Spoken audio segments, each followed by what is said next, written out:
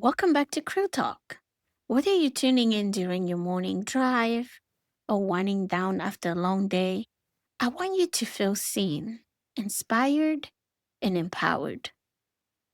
Today, we're talking about something that affects every area of life: your business, your relationships, your health, and your peace of mind. Emotional stability. Now, this isn't just a mental health conversation, it's a leadership conversation because emotional stability isn't just about how you feel, it's about how you respond, how you lead, and how you show up, especially when things get hard. Let's start by identifying what emotional instability looks like. It's not always dramatic. Sometimes it's subtle.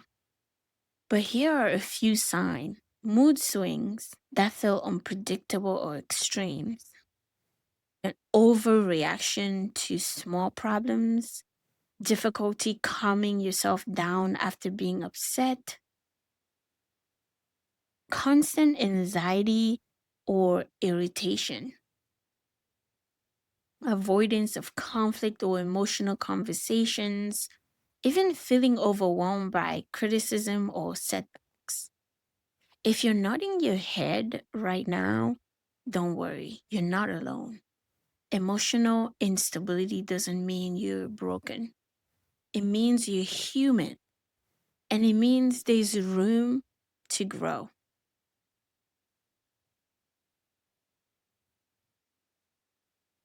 So let's dive in and maybe begin talking about why emotional stability matter. And I will say this: emotional stability is the foundation of four things: clear decision making, healthy relationships, resilient leadership, and peaceful living. When you're emotionally stable, you don't just survive stress, you navigate it. You don't just react, you respond. You don't just lead, you inspire. Let's talk about how to work your way out of emotional instability. And for this, I'll give you 6 steps. The first one being self awareness. Start by noticing your emotional patterns. What triggers you? What calms you?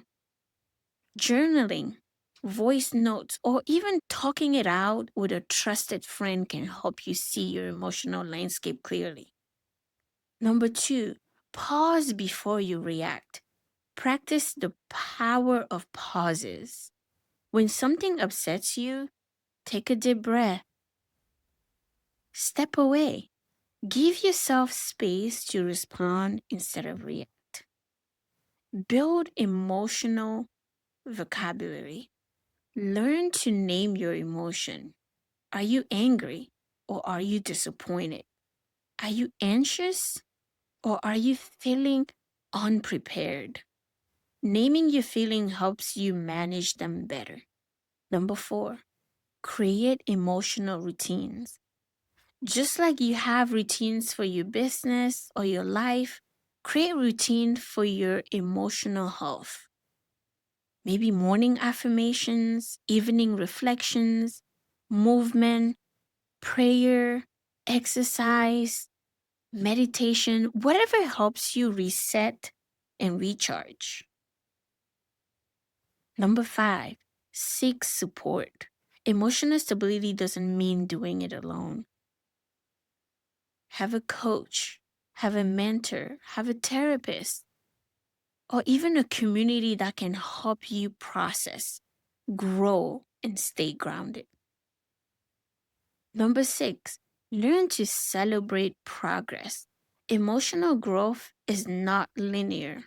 Celebrate the small wins, like staying calm during a tough meeting or expressing yourself clearly in a moment of tension.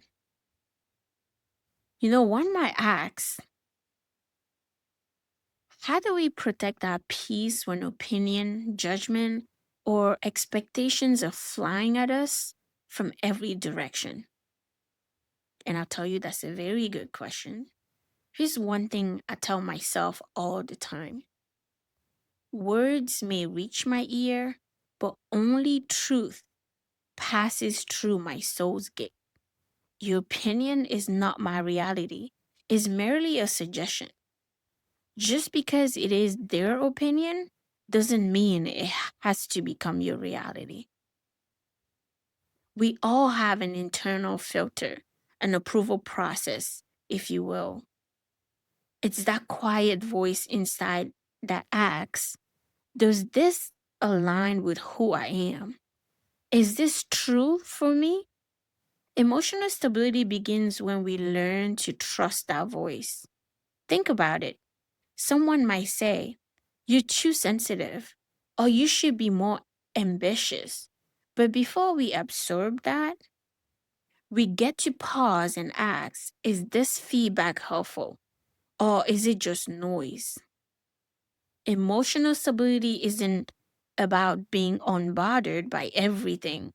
It's about knowing what's yours to carry and what's not.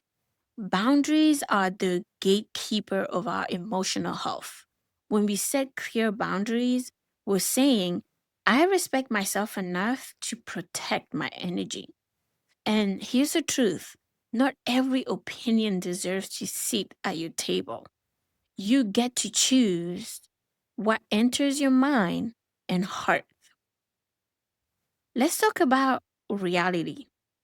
Your reality is shaped by your values, your experiences, and your truth. Someone else's perspective of you, that's theirs to manage. Emotional stability means we don't outsource our self-worth. We don't let someone else's bad day become our bad week. So how do we build this kind of resilience? Here are a few tools I'll leave you with. Pause before reacting. Give yourself space to respond, not react. Journal your thoughts. Writing helps clarify what's yours and what's not. Practice mindfulness. Stay present. Don't let past wounds or future worries hijack your peace. I think this is a huge one. And my way of saying it simply is, let tomorrow's problem worry about tomorrow and focus on today. Practice mindfulness. Affirm your truth. Remind yourself daily, I'm grounded. I'm enough. I choose what I believe in. Affirmations are powerful. It's not something we arrive at once and for all. It's a daily commitment, a quiet discipline.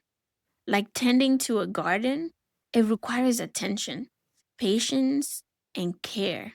Some days are easier than other, but every moment offers a chance to choose balance over reaction, clarity over chaos. It's the quiet strength that says, I know who I am and I don't need external validation to feel whole. This kind of strength isn't loud. It doesn't shout to be heard or seek approval to feel worthy. It's the kind of strength that sits calmly in the storm, rooted in self awareness. Is the ability to hear criticism without crumbling, to receive praise without becoming dependent on it. Is knowing that your value isn't up for negotiation. Emotional stability, my friend, is the art of staying centered in a world that consistently tries to pull you off course. It's the inner knowing that says, I am enough, even when the world tells me otherwise. It's choosing to respond with intention rather than reacting from impulse. It's the courage to pause, reflect, and decide what deserves your energy. Emotional stability isn't a destination, It's a practice. It's a quiet strength that says, I know who I am and I don't need external validation to feel whole. So the next time someone offers you an opinion, ask yourself, does this pass my internal approval process? I hope this has been helpful. Thanks for tuning into Creeltalk today. If this episode resonates with you, share it with someone who might be in need of a reminder that their reality is theirs to define. Until next time, stay grounded, stay kind, and keep choosing your truth every single day.